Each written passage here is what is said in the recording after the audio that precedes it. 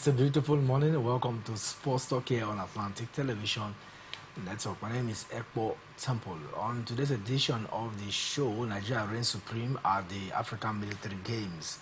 Our teams arrive in Lagos for second phase of Handball League, and in football, West Ham defeat Newcastle United in the English Premier League clash yesterday. Details of this and many more will be yours shortly after now. Don't go anywhere. Welcome. Enjoy.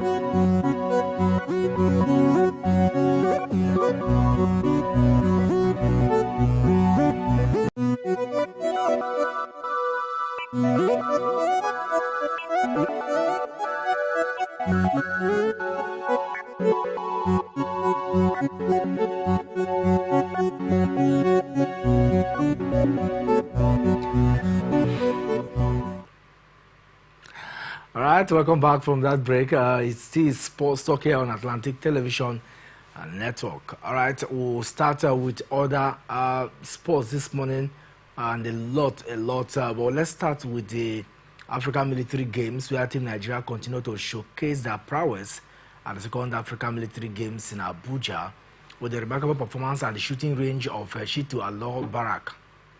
On day 4 of the competition, the Nigerian shooting team triumphed in the men's 200-meter rifle prone position, claiming both individual and team gold. Sergeant Moses of the Nigerian Army competing on target 9 top defeat success. Meanwhile, Team Nigeria showcased exceptional prowess, securing an impressive haul of 11 gold, 12 silver, and 7 bronze medals in wrestling, bringing a total medal count to a remarkable 30 across various sporting events. The wrestling achievement underscores the Nigerian Armed Forces commitment to excellence in athletic competition, and so the games which commenced Monday, that was yesterday, have brought together approximately 1,625 athletes from 21 African countries competing across 20 different sporting disciplines. Nigeria's performance has been particularly outstanding, with the team demonstrating strength not only in wrestling but also in other events such as taekwondo. In taekwondo, Team Nigeria claimed 4 gold medals, with Mohammed Yusuf winning in the men's 50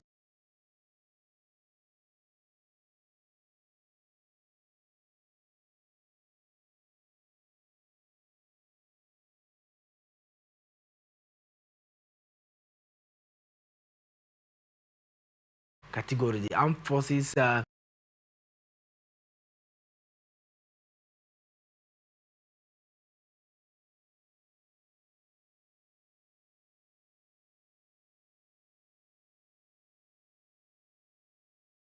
to the games team of strengthening military cooperation through sports. The Second African Military Games, set to continue until November 30th, provides a unique platform for military athletes across the continent to showcase their skill, endurance, and team spirit. Nigeria's wrestling and overall performance demonstrates the nation's athletic prowess and military sporting excellence. As the competition progresses, all eyes remain on Team Nigeria, whose exceptional showing has a high standard for military sporting achievement in the African continent. And so it's one of those things we have seen, and we hope that they can continue blazing on and getting the best for the country. I mean, when we see our athletes represent us in that light, doing what they need to do, showcasing strength, it tells us that there is even hope. Yesterday we talked about volleyball in the games, and we saw how Nigeria, got some one above Cameroon, also got the silver in the female category. But let's see the overall performance of Team Nigeria at the end of the day. Meanwhile, let's talk athletics now. We are world record holder in the women's 100-meter hurdles. Toby Amoshon is basking in the euphoria of being the youngest inductee into the University of Texas El Paso after graduating from the school. Amoshon, along with Beto Batusta, men's basketball, Isabella Pekaska, women's basketball, Tony Tolbert in football, and Brandon Wolfram, men's basketball, were inducted for the school's 21st initiation. She also recounted her journey at the university between January 2006 and August 2017 with gratitude to her coaches, staff, and colleagues. Amoshon is the current world record Apata determined. Right? All right, let's talk golf now. At the start of the home scene, where a lot of golf actions are ongoing, and I can tell you that the 2025 Qatar Open Golf Championship, the 39th edition, will for the first time ever feature 2 amateur golfers from Nigeria. This was the outcome of the Rebuilding Trust Showcasing Talent themed golf competition organized by the High Performance Center and Sport Leadership Hub of the Sports University of Nigeria in Doha, state of Qatar. Nigerian golfers since 2006 have been blacklisted by the Equatorian Authority for failure to honor previous invitations, despite the golfers being granted visas and other travel support. Of course, rather than play, they will abscond upon arriving in the country, and the 2025 Qatar slot will be offered to the top 2 finishers at the qualifying tournament to be held in Nigeria from January 2004 to January 24 to 26 next year, and in a yet to be named venue. As a result, Nigerian golfers will receive the recognition they deserve based on their talent and performance. The qualifiers will also feature amateur golfers from the diaspora and golf clubs across Nigeria. The handicap limit for participants will be set at 9 to align with that of the Qatar Open. Meanwhile, Tiger Woods says that he is disappointed. It did not cite a reason for his absence, but has kept a limited competitive schedule for years because of numerous injuries. Wood has not competed since he missed the halfway court at the Open in July before undergoing back surgery in September.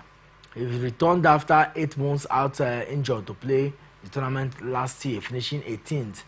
He added the 3 exemption spots at this year's competition and will be filled by Americans Justin Thomas, Nick Dunlap, as well as Australian Justin Day. So these are the guys that will take over, from him. But for Tiger, when this particular one gets on the way. Away from that, let's talk handball, and the 22 teams participating in the Handball Premier League are expected to arrive in Lagos today for the second phase, which begins tomorrow and ends on 8th of December. The match will be played at the National Institute of Sports Hall and the Railway Park Sports Center in Yaba. After the conclusion of the first phase in Benin, Edo State, in the men's category, all eyes will be on league leaders Toje Marine Academy, as they hope to continue their lead in the second phase against 7th place Correctional Boys. Toje Marine are leading the pack with 33 points, 4 points above second place Rema Strikers, who will begin their phase 2 campaign against the defenders. Niger United will hope to salvage the Rivers Queens, while defender Babes, who are second on log with 23 points, will also play 4th place Rema Queens. The second phase in Lagos will see the winner of the league in the men and the women category crowned champions. Well, we hope to see how far it goes, but then the big names are still competing favorably. Let's talk basketball now, where FIBA Africa, the governing body for basketball in the continent, has announced a strategic restructuring aimed at decentralizing its operations and empowering its 7 zones. A decision was made during the FIBA Africa Central Board meeting, long-standing challenges, and so we'll get to see how far. But we hope that Nigeria will also be one of those countries soon that will be hoping to play. Morocco have, made their voice known now, and they will be scheduling a venue for bar next season. Who says that Nigeria cannot be a place for basketball in Africa? Let's move on now to tennis. We have 2-time Wimbledon champion Carlos Alcaraz, who will play at Queens in next year. The world number 3 lifted the title at Queens on his tournament debut last year, but lost to Britain's Jack Draper in the